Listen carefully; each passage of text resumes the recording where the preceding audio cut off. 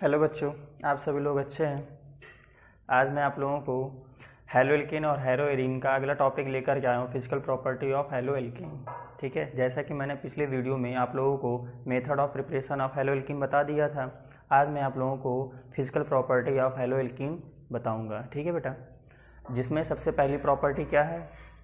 Physical property मतलब भौतिक गुण। ठीक है, भौतिक गुण का तात्पर्य ये है कि आपको यदि कोई हेलोएल्केन मिल रही है तो उसका फेस कैसा है। ठीक है, ठोस अवस्था में है या द्रव अवस्था में है या गैस अवस्था में है, आपको कैसे पता होगा ये देखते हैं। ठीक है, जितने भी लोअर का मतलब होता है छोटे, ठीक है, छोटे हेलोएल्केन जितने भी होते हैं वो गैसीय अवस्था में होते हैं। ठीक है, गैसीय अवस्था का मतलब जैसे मेथिल फ्लोराइड हो गया, मेथिल क्लोराइड हो गया, या मेथिल ब्रोमाइड हो गया, या एथिल क्लोराइड या एथिल ब्रोमाइड हो गया, ये क्या है? लघु हेलोएल्केन है। और ये कैसे फेस में पाए जाते हैं?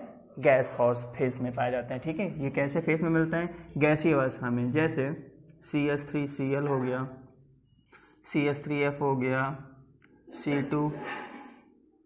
C2H5Br हो गया, ये सारे के सारे किस में मिलेंगे? गैस अवस्था में मिलेंगे। ठीक है, लेकिन इनके बड़े अणु इनसे थोड़े से बड़े, मतलब कि कार्बन 15 तक की श्रृंखला के, ठीक है, कितने?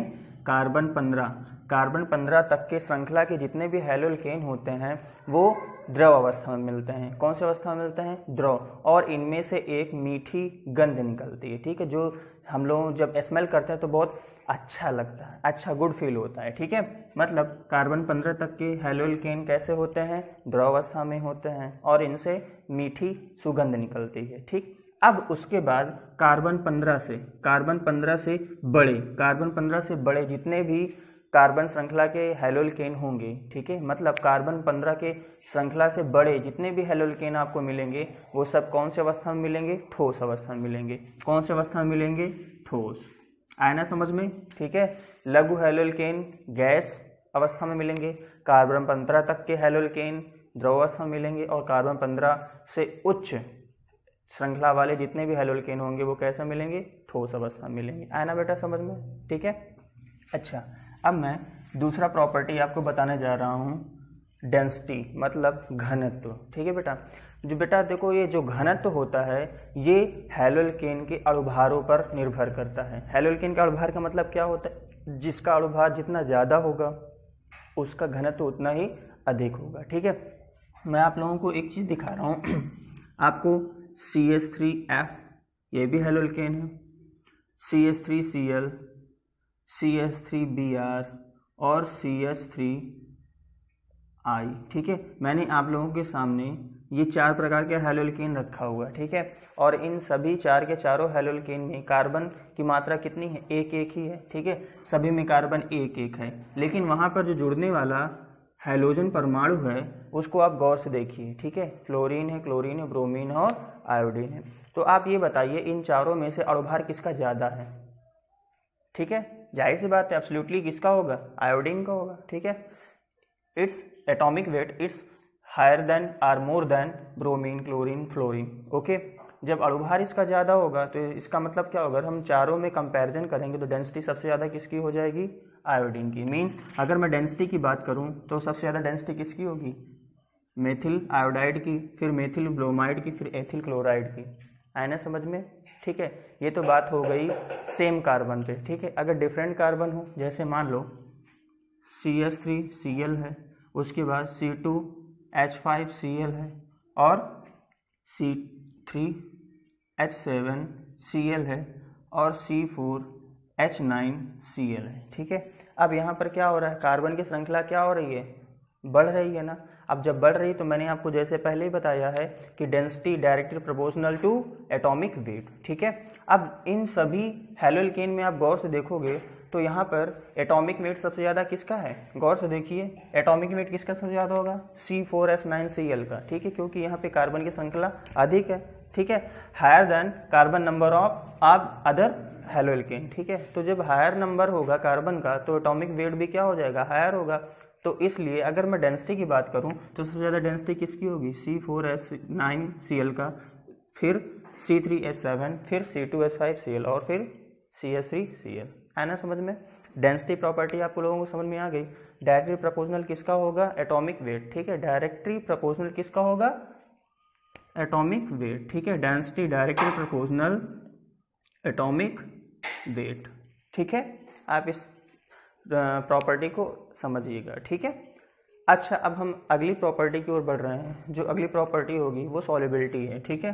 प्रॉपर्टी क्या है? सॉल्युबिलिटी। सॉल्युबिलिटी का मतलब क्या होता है कि विलेयता, ठीक है। देखो, जितने भी हैलोएल्केन होते हैं आप लोगों को पता होगा, यदि हैलोएल्केन है किस फॉर्म पे होता है? RX फॉर्म पे होता है, ठीक है। अगर इनको मैं ब्रेक करता हूँ, तोड़ता हूँ, ठीक है, तो आयनिक फॉर्म पे आते हैं, R और X, ठीक है, आयनिक फॉर्म पे आते हैं, ठीक है। लेकिन फिर भी ये पानी में नहीं घुलते, फिर भी ये क्या होते हैं? पानी में नॉट सॉल्युबल हैं, ठीक है। ये कहाँ पर सॉल्युबल होते हैं?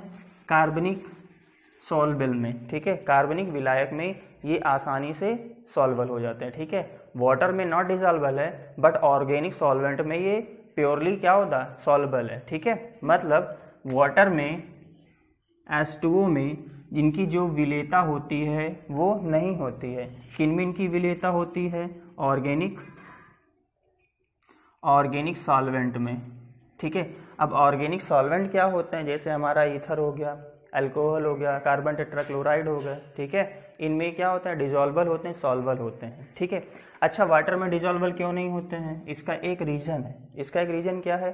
जितने भी हैलोएल्केन होते हैं वो पानी के साथ हाइड्रोजन बॉन्डिंग नहीं कर पाते हैं, ठीक है। इस वजह से ये वाटर नॉट डिजॉल्वल है, ठीक है। आया ना समझ में? ठीक। अच्छा, एक चीज मैं आपको और बता दूं कि यहाँ पर जो मेथिल फ्लोराइड है CH3F और जो मेथिल क्लोराइड है CH3Cl, ठीक है, ये पानी की सतह पर ऊपर तैरा करते हैं। क्यों? क्योंकि इनका जो भार होता है वो पानी के भार से क्या होता है? कम होता है, हल्के होते हैं। इसलिए क्या होते हैं? जब इनको पानी में डाला जाता है तो पानी की सतह पे तैरते हैं। जबकि हमारा CH3Br और CH3I है, ठीक है, मेथिल ब्रोमाइड और मेथिल आयोडाइड, ये क्या होते हैं? ये वाटर के भार से क्या होते हैं? भारी होते हैं। इसलिए जब इनको डिजॉल्व करने के लिए पानी में डाला जाता है तो नीचे आके सतह पर सेटल डाउन हो जाते हैं, बैठ जाते हैं, ठीक है। आया ना समझ में?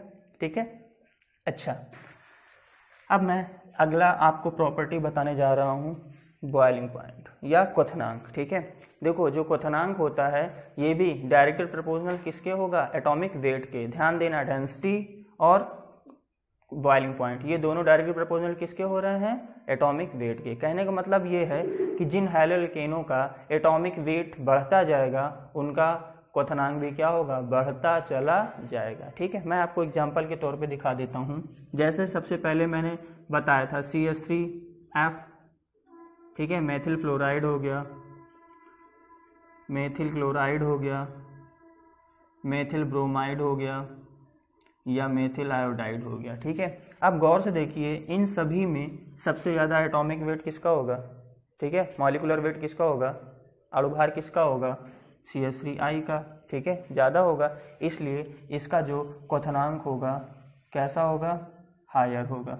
इसका क्वथनांक सबसे ज़्यादा होगा जबकि इसका क्वथनांक सबसे कम, कंपेयर टू दीज 4 हैलोएल्केन, ठीक है। यदि हम चारों हैलोएल्केन को कंपेयर करेंगे तो सबसे ज़्यादा क्वथनांक किसका होगा? CH3I का। ओके, आना समझ में? अब थोड़ा दूसरा एग्जांपल ले लेते हैं। जैसे यहाँ पर आपको दिखाई दे CH3Cl ले लेते हैं, Br ले लेते हैं, ठीक है, मेथिल ब्रोमाइड, फिर उसके बाद एथिल ब्रोमाइड, फिर उसके बाद प्रोपिल ब्रोमाइड, फिर उसके बाद ब्यूटिल ब्रोमाइड, ठीक है। ओके, मैंने ये 4 एग्जांपल ले लिए हैं, ठीक है। तो इसमें मॉलिक्यूलर वेट सबसे ज़्यादा किसका होगा? एब्सोल्युटली C4H9Br का, है ना। तो जब इसका एटॉमिक मॉलिक्यूलर वेट ज़्यादा होगा तो इसका जो क्वथनांक होगा या बॉइलिंग पॉइंट होगा वो क्या होगा? हायर होगा। दीज क्वथनांक इट्स मोर हायर, ठीक है। C4H9Br का क्वथनांक जो होगा सबसे हायर होगा, ठीक है, कंपेयर टू CH3Br या C2H5Br या C3H7Br से, ठीक है। आना समझ में? अच्छा बेटा, इसमें एक और प्रॉपर्टी थोड़ी सी जुड़ी हुई है, मैं उसको आपको समझा देता हूँ कि जितने भी हैलोएल्केन होते हैं, ठीक है, जितने भी हैलोएल्केन होते हैं उनका जो क्वथनांक होता है वो हायर होता है अपेक्षाकृत जिनसे उनका निर्माण हुआ है, ठीक है। जिनसे उनका निर्माण हुआ, मतलब क्या होता है, उनके मूल यौगिक से। ठीक है, जैसे मैं बात कर रहा हूँ CH3Cl की। ठीक है, CH3Cl की बात कर रहा हूँ, तो ये किससे फॉर्म्ड हुआ है आपको पता होना चाहिए, CH4 से। इसी से ही तो CH3Cl बना भाई, मैंने मेथेन में क्लोरीन की अपक्रिया करा दी, मेथिल क्लोराइड बन गया। तो यहाँ पर ये बताने का मतलब है कि जितने भी एल्केन होते हैं उनका जो क्वथनांक होता है वो उनके मूल यौगिकों के क्वथनांक से अधिक होता है। ठीक है, कहने का मतलब है इसका जो क्वथनांक होगा इससे ज़्यादा इसका क्वथनांक होगा। है ना समझ में? मेथिल क्लोराइड का जो क्वथनांक होगा वो मेथेन से ज़्यादा होगा। आया ना समझ में? ठीक है, जितने भी हैलोएल्केन होंगे उनके मूल यौगिक के क्वथनांक से उनके क्वथनांक अधिक होंगे। आया ना समझ में? ठीक है, बहुत ही नॉर्मली मैं आप लोगों को बता रहा हूँ। ठीक है, अच्छा, फिजिकल प्रॉपर्टी अभी तो आप लोगों की हैलोएल्केन की कंप्लीट हो चुकी है। अगली वीडियो में मैं आप लोगों को हैलोएल्केन और हैलोएरीन की केमिकल प्रॉपर्टी लेकर के आऊँगा। ठीक है, आप लोगों को ये वीडियो कैसे लगी आप लोग कमेंट के माध्यम से या मैसेज के माध्यम से आप मुझे ज़रूर बताएंगे। ओके, मिलते हैं फिर बेटा नेक्स्ट वीडियो में, तब तक के लिए बाय एंड थैंक यू।